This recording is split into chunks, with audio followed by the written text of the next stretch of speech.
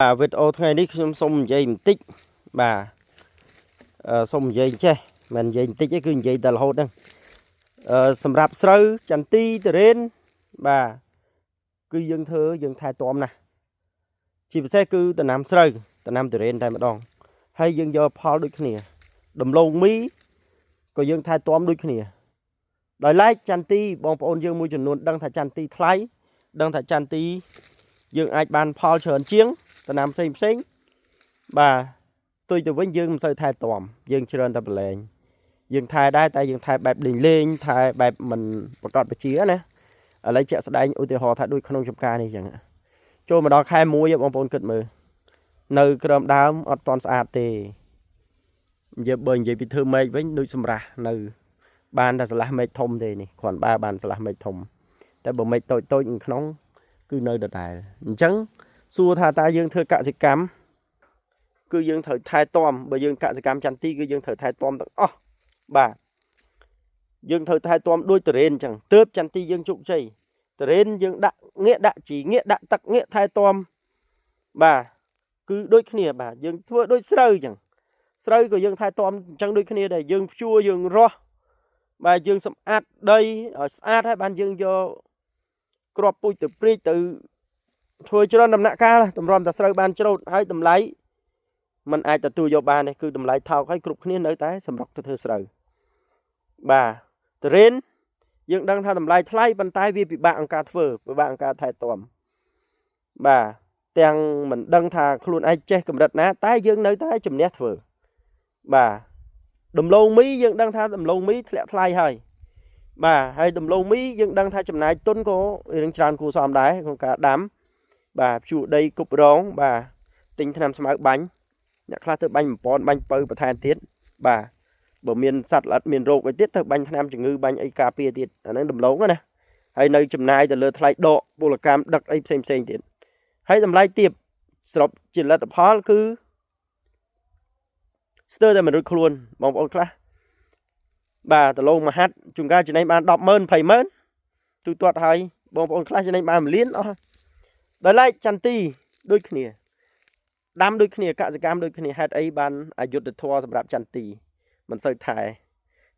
តែនិយាយចឹងក៏មិនមែនសន្មតថាបងប្អូនគ្រប់គ្នាមិនថែទាំទេណាមានបងប្អូនយើងមួយចំនួនទៀតគាត់ប្រឡែងគាត់អត់ថែទាំអាហ្នឹងណាដែលជាចំណុចមួយដែលយើងគួរគិតឡើងវិញពួកចន្ទីបើយើងនិយាយទៅជាដំណាំដែរប្រមូលផលយូរជាងគេក្នុងចំណោមកសិកម្មទាំងអស់បងប្អូនគិតមើលតរេនមកប្រាវអស់ហើយតែលក់មិនទាន់ខូចខ្ទេចស្រូវយើងអាចច្រូតយើងអាចហាលទុកបានរងចាំអាចថ្ងៃនេះថ្ងៃនោះឡើងថ្លៃហើយទុកយូរជាពាក់ធនាគារបាត់ឥឡូវនឹងស្រែហ្នឹងបាត់ឥឡូវប្លង់ផ្ទះហ្នឹងអត់កើតទេណាបាទប៉ុន្តែដល់ឡែកចន្ទីវាយឲ្យងាប់ក៏មិនធ្លាក់ថ្លៃដល់ថ្នាក់វេទនាដែរតាំងពីខ្ញុំស្គាល់ចន្ទីប្រហែលជាង10ឆ្នាំបាទ5 10ឆ្នាំឥឡូវហើយដូចជាមិនដែលឃើញដើមដៃដំបូងណាចន្ទី1គីឡូ 3,000 4,000 ខ្មែរដូចអត់ដែលមានទេបាទបើកឆាកដំបូងមកមានតែ 6,000 លើបាទដល់វគ្គជន់ជោផ្លែខ្លាំងមែនតែន 5,000 4,000 ក្រាស់ 5,000 ទៅតាមតំបន់ 4,000 5,000 ជាងយ៉ាងណាក៏នៅតែមានប្រៀបជាងដំណាំផ្សេងដែរអញ្ចឹងបើយើងនិយាយថាចន្ទីវារើសផ្លែមិនមែនរើសតែម្ដងហើយដូចដំណាំផ្សេងមិនមែនបេះតែកន្លះខែហើយចប់ចន្ទីគឺបើយើងធ្វើត្រូវរឿងវាចាប់តាំងពីខែ12ចុងខែ12ឬក៏តំបន់ខ្លះទៅក៏ចូលក្នុងខែ1ពាក់កណ្ដាលខែ1ហើយយើងនិយាយថាចុងខែ1ចុះណាបានរើស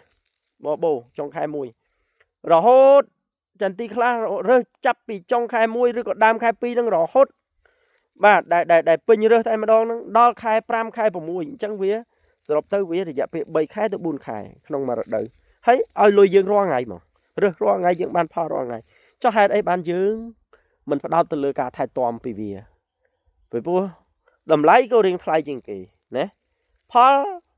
ដែលយើងទទួលបានក៏វាក្រែលដែរចុះបើសិនយើងធ្វើត្រូវក្បួនត្រូវរឿងនេះអានេះពូជដងណាយបើសិនយើងធ្វើត្រូវរឿងដីនេះចន្ទីនេះផលមិនក្រោមពី2តោនទៅ3តោនក្នុង1ហិកតា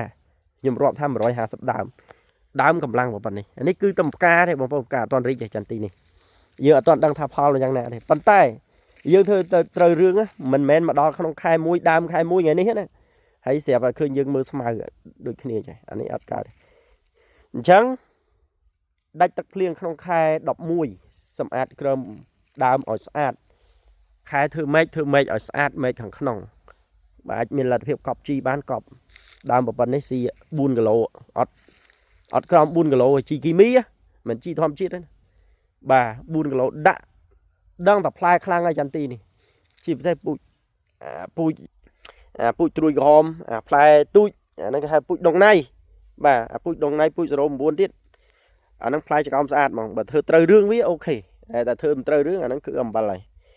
បាទបានតែផ្កាមកអត់មានគេសញីឈ្មោលជួកាមកស្កៃផ្លែមួយគ្រាប់2គ្រាប់បាទអាហ្នឹងប្រយ័ត្នអញ្ចឹងសូមផ្ដាំទៅវិញណាទៅបងដែលធ្វើចន្ទទីបាទសូមប្រយ័ត្នប្រយែងក្នុងការធ្វើប្រហែសនៅក្នុងចំការធ្វើអត់តាន់ពេលវេលាធ្វើឲ្យត្រូវក្បួន